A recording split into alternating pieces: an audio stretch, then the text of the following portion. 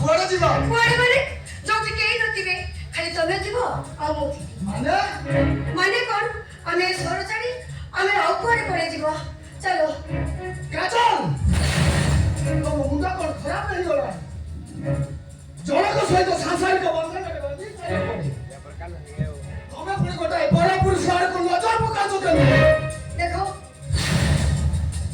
ସେ ସଂସାରର ମାନବ ପାଇଁ କିଛି ନାହିଁ ତା ସହିତ ମୋର କିଛି ବି ସମ୍ପର୍କ ନାହିଁ। ତମେ ତ ବାହାଘର ପୂର୍ବରୁ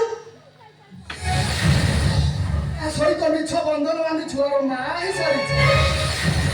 ତମେ ପୁଣି ଆଉ କାହା ସହିତ ସମ୍ପର୍କ ରଖି କଣ କରିଥିଲ?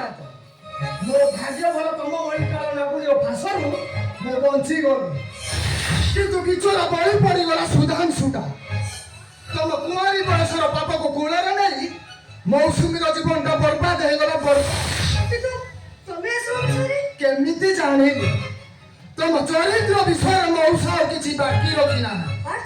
ସବୁ କିଛି ବଙ୍କାଣି ସାରିଛନ୍ତି। ଛି କାଜଲ ଛି ତମେ ତମ ଭଳି କେତେକ ନାରୀ ପାଇଁ ଆଜି ପୁରା ନାରୀ ଜାତିଟା ବଦନାମ ହବାକୁ ବସି ବଦନାମ।